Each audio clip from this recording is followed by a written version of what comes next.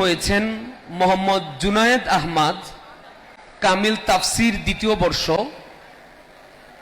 দ্বিতীয় হয়েছেন মোহাম্মদ শফিউল্লাহ, ফাজিল তৃতীয় বর্ষ। তৃতীয় হয়েছেন মোহাম্মদ ঈসা, ফাজিল তৃতীয় বর্ষ।